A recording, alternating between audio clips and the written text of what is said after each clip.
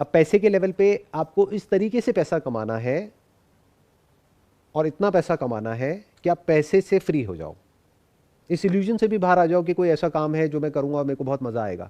क्योंकि जिस भी काम में आपको मजा आता है वो कुछ टाइम बाद आप करते रहोगे, रिपीटेटिव हो जाएगा तो बोरिंग हो जाएगा।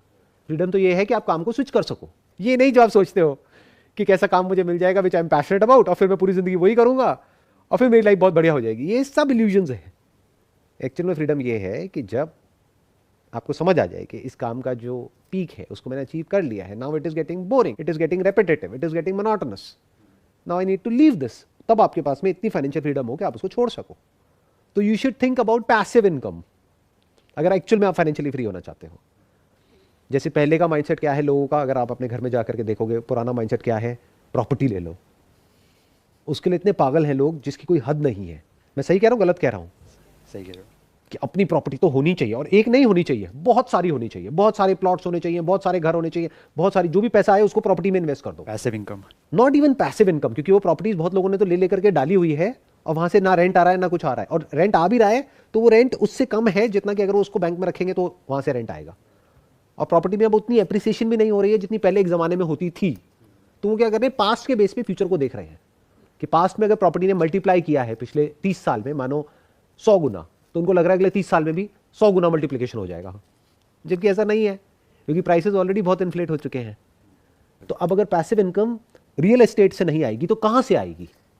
डिजिटल रियल एस्टेट से आएगी। अब ये डिजिटल रियल एस्टेट क्या होता है, डिजिटल एसेट क्या होता है, वो लोगों को पता ही नहीं है।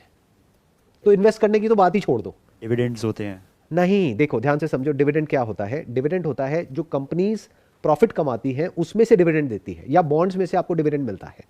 तो dividend is basically an income जो आपको मिलता है जब आप किसी बिजनेस में ओनर बनते हो। जब आप एक शेयर होल्डर होते हो किसी कंपनी में, तो आप ये मत समझो कि मैं स्टॉक्स खरीद रहा हूं, आप उस कंपनी में ओनर बन रहे हो, आप मालिक हो। नौकर कौन है? डायरेक्टर जो काम कर रहा है। हमें बेसिक फंडे ही क्लियर नहीं है। मालिक कौन होता है? Share holder. तो आप उस कंपनी में शेयर्स जब ले रहे हो तो आप एक बिजनेस में इन्वेस्ट कर रहे हो, उस बिजनेस के फ्यूचर पे दाव लगा रहे हो। मैं उसकी बात नहीं कर रहा हूं, I am talking about asset, not a business. तो डिजिटल एसेट्स क्या होते हैं उसके बारे में बहुत लोगों ने सुना तक नहीं है। अगर मैं अभी आपसे बात करूंगा एनएफटी क्या होती है तो आप सोच में पड़ जाओगे। एनएफटी की फुल फॉर्म क्या होती है? बताओ क्या होती है एनएफटी की full form? Non fungible tokens. हमें यह तक नहीं पता एनएफटी क्या है, कि दुनिया किस डायरेक्शन में जा रही है।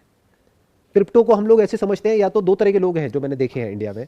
एक, या तो वो समझते हैं क्रिप्टो को एज सट्टा, कि यहां पैसा लगाओ और अमीर हो जाओ।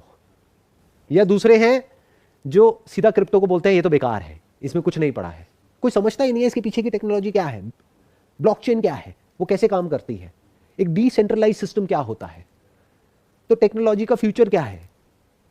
जब वो समझोगे तभी तो सही तरह से पैसे को इन्वेस्ट करोगे।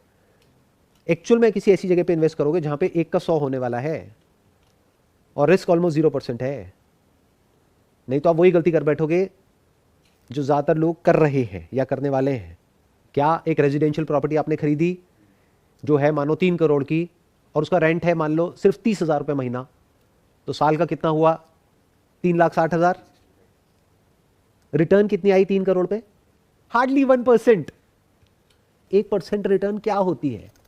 इन्फ्लेशन है 5-6%, 7%। तो आप तो पैसा गंवा रहे हो, कमा कहां रहे हो?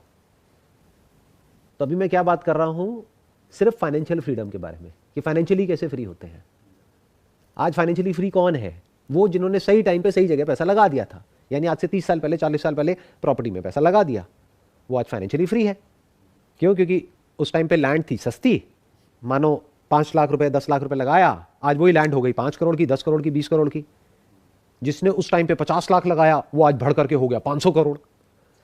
तो एटलीस्ट फाइनेंशियली तो वो फ्री हो गए। बाकी चीजों के बारे में मैं बात नहीं कर रहा। तो पहले समझो कि फ्यूचर में क्या होने वाला है। क्या पास्ट के बेस पे आज प्रेजेंट में पैसा लगाना है? तो पैसा लगाना कहां है? फ्यूचर में क्या होगा? दुनिया कैसी होगी? फिजिकल स्पेस की ज्यादा वैल्यू होगी या डिजिटल स्पेस की ज्यादा वैल्यू होगी? और डिजिटल स्पेस क्या होती है? एक डिजिटल एसेट क्या होता है?